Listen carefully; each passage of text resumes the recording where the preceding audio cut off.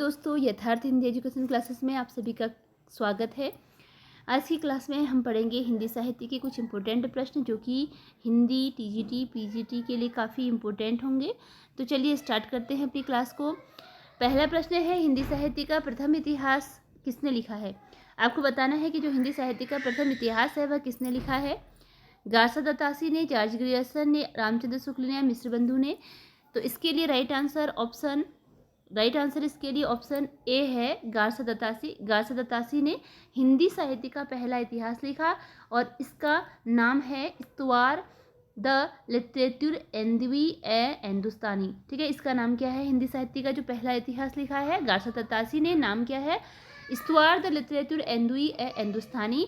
और इसका जो प्रकाशन हुआ है वह 2 भागों में हुआ है। ठीक है, इसका प्रकाशन 2 भागों में हुआ है। पहले भाग का प्रकाशन हुआ था 1839 व 1871 में। ठीक है, इसकी भाषा क्या है, जो ये रचना है तो ये हिंदी साहित्य का पहला इतिहास किसका है, हिंदी साहित्य का पहला इतिहास है, लेकिन इसकी जो भाषा है वह है फ्रेंच। ठीक है, इन्होंने यह जो भाषा लिखी थी, किस भाषा में लिखा था हिंदी साहित्य का पहला इतिहास, फ्रेंच भाषा में। तो आपको ये ध्यान रखना है कि हिंदी साहित्य का प्रथम इतिहास गार्सा दत्तासी ने लिखा था, लेकिन उसकी भाषा हिंदी नहीं थी, उसकी भाषा फ्रेंच थी। अगला प्रश्न है, निम्नलिखित में कौन सी रचना हिंदी साहित्य के इतिहास से संबंधित है। आपको उस रचना का नाम बताना है जो कि हिंदी साहित्य के इतिहास से संबंधित रचना है। तो शिव सिंह सरोज है, मिश्र बंधु है, हिंदी साहित्य का आदिकाल है, उपयुक्त सभी। तो इसमें आंसर उपयुक्त सभी है। शिव सिंह सरोज जो है यह किसने लिखा है, शिव सिंह सरोज लिखा है शिव सिंह सेंगर ने। किसने लिखा है शिव सिंह सरोज, शिव सिंह सेंगर ने लिखा है। मिश्र बंधु ने लिखा है, ठीक है, मिश्र बंधु विनोद। और हिंदी साहित्य का आदिकाल यह लिखा है हजारी प्रसाद द्विवेदी ने। और हजारी प्रसाद द्विवेदी ने जो आदिकाल नाम दिया है वह सर्वमान्य काल भी है, और हिंदी साहित्य का इतिहास हजारी प्रसाद द्विवेदी जी ने इसकी रचना की है। अगला प्रश्न है, हिंदी साहित्य के इतिहास को सर्वप्रथम कालक्रम के अनुसार विभाजित करने वाले लेखक हैं। हिंदी साहित्य के इतिहास को सबसे पहले कालक्रम के अनुसार किसने विभाजित किया। मतलब इससे पहले जो इतिहास लेखक थे उन्होंने कालक्रम सही नहीं बताए थे, एक निश्चित क्रम में नहीं लिखे थे, लेकिन सबसे पहले से कालक्रम में लिखने वाले जॉर्ज ग्रियर्सन थे। ठीक है, इसमें 2 प्रश्न बनते हैं। एक तो कि कालक्रम के अनुसार सबसे पहले विभाजित करने वाले लेखक कौन थे, वो तो ग्रियर्सन थे, लेकिन जो व्यवस्थित कालक्रम में लिखा, अगर आपका क्वेश्चन आता है कि हिंदी साहित्य के इतिहास को सर्वप्रथम व्यवस्थित कालक्रम में विभाजित करने वाले कौन थे, तब वो आते हैं रामचंद्र शुक्ल जी। ठीक है, अभी के क्वेश्चन के लिए आपका आंसर क्या है कि सर्वप्रथम कालक्रम में किसने विभाजित करने का प्रयास किया था, तो वे कौन थे, जॉर्ज ग्रियर्सन। लेकिन अगर क्वेश्चन कब आएगा, जबकि सर्वप्रथम व्यवस्थित कालक्रम में किसने विभाजित किया, तब रामचंद्र शुक्ल जी का नाम आएगा। ठीक है, अगला प्रश्न है, हिंदी साहित्य का सर्वप्रथम सुव्यवस्थित इतिहास लिखने का श्रेय, हाँ ये क्वेश्चन यहाँ पर आ ही गया। ठीक है, कि हिंदी साहित्य का सर्वप्रथम सुव्यवस्थित इतिहास लिखने का श्रेय किसे जाता है। तो सुव्यवस्थित इतिहास किसने लिखा सबसे पहले हिंदी साहित्य का, इसके लिए राइट आंसर ऑप्शन बी है, रामचंद्र शुक्ल ने।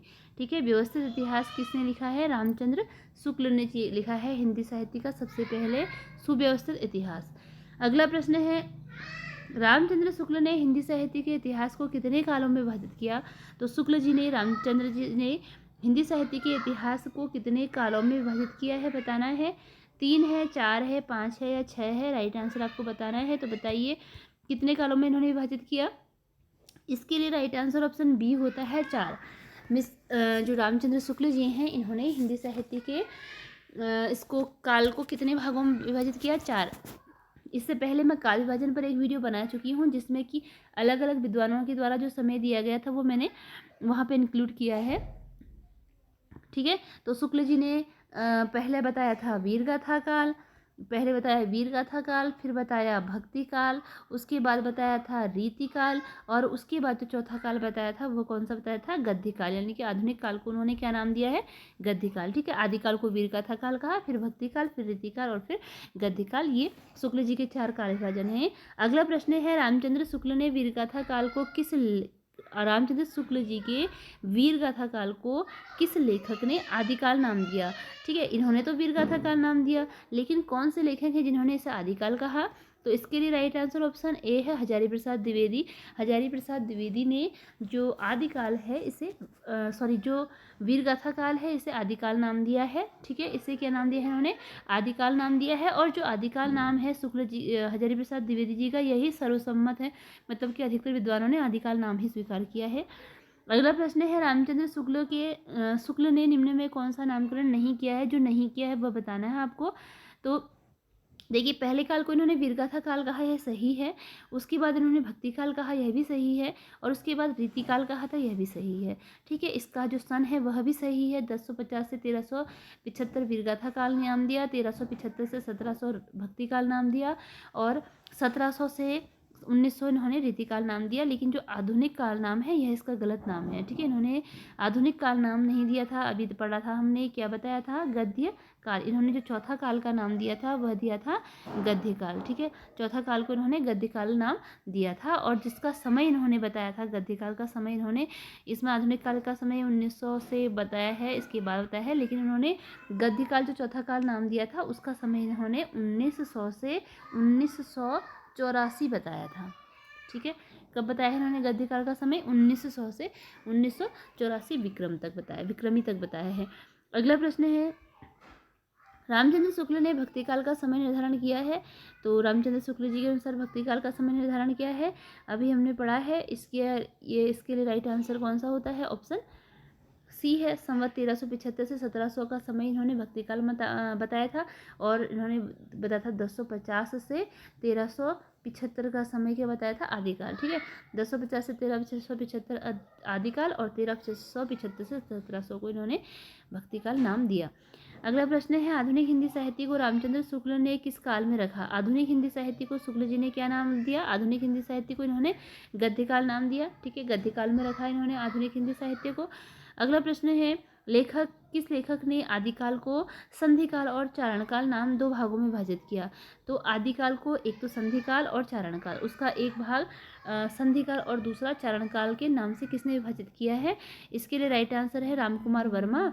इन्होंने 750, ठीक है, 750 से 1000 विक्रमी को क्या बताया, संधिकाल बताया।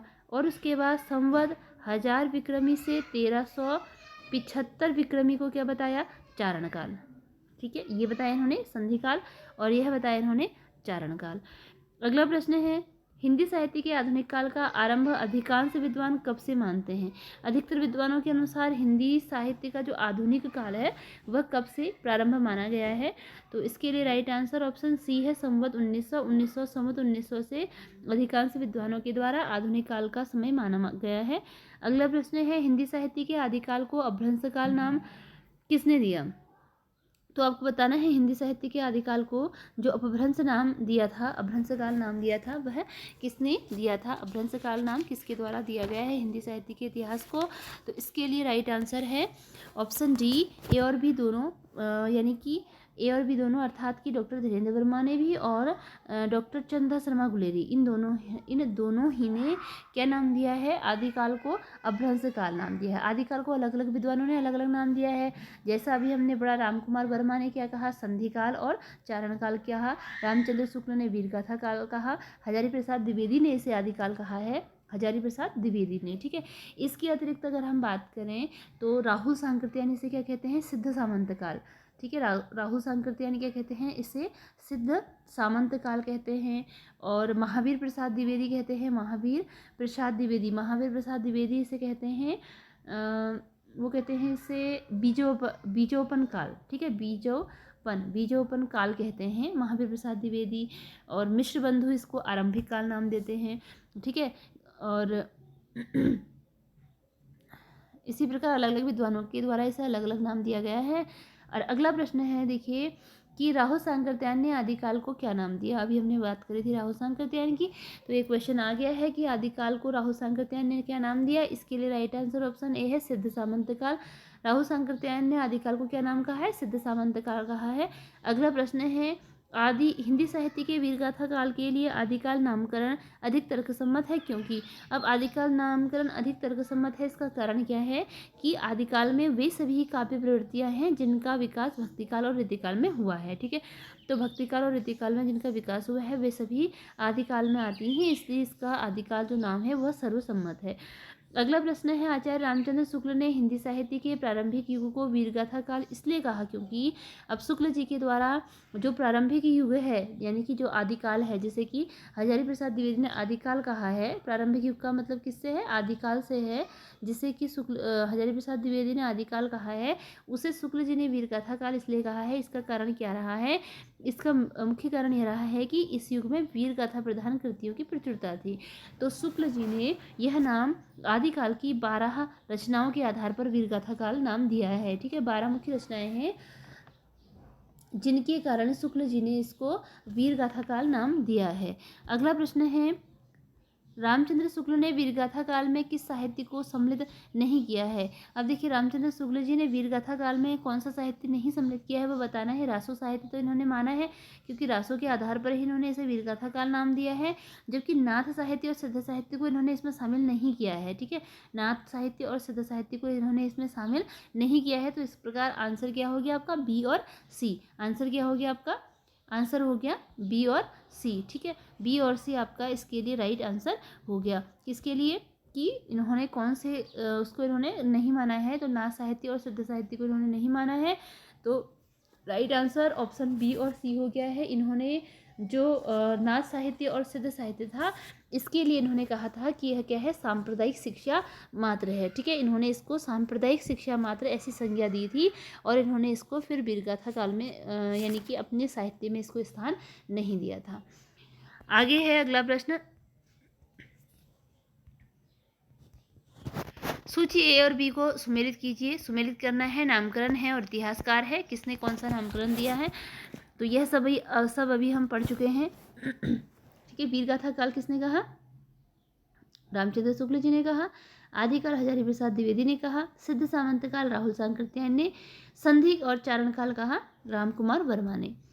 अगला प्रश्न है गासा दत्तासी कृत हिंदी साहित्य का इतिहास किस भाषा में लिखा गया। अभी हमने पढ़ा था कि गासा दत्तासी ने कौन सा इतिहास लिखा, हिंदी साहित्य का नाम क्या था, जिसका नाम क्या था, जो पहला इतिहास लिखा गया था हिंदी साहित्य का गासा दत्तासी ने लिखा था और उसका नाम क्या था, इस्तवार द लिटरेचर एंदुई ए हिंदुस्तानी था। ठीक है, तो इसका आपको बताना है कि इतिहास किस भाषा में लिखा गया, भाषा बतानी है आपको इसकी अंग्रेजी भाषा में, जर्मन भाषा में, फ्रेंच में या फिर हिंदी में। इसके लिए राइट आंसर ऑप्शन सी है, यह हिंदी साहित्य का इतिहास है लेकिन भाषा क्या है, फ्रेंच है, यानी कि हिंदी साहित्य के बारे में लिखा गया है लेकिन भाषा फ्रेंच में लिखा गया है। अगला प्रश्न है हिंदी साहित्य के किस युग को स्वर्णकाल कहा जाता है। आपको बताना है कि हिंदी साहित्य का कौन सा युग है जो कि स्वर्णकाल नाम से जाना जाता है, तो इसके लिए राइट आंसर ऑप्शन बी है, भक्तिकाल। भक्तिकाल को स्वर्णकाल कहा जाता है। अगला प्रश्न है निम्नलिखित में कौन सा कथन असत्य है। गलत कथन आपको बताना है कि गलत कथन कौन सा है, तो आदिकाल हजारी प्रसाद द्विवेदी द्वारा दिया गया नाम है, यह सही है। आदिकाल वीरगाथा काल का ही प्रचलित और मान्य नामकरण है, यह भी सही है। गलत बताना है, ठीक है, आपको ध्यान देना है कि गलत आपने बताना है।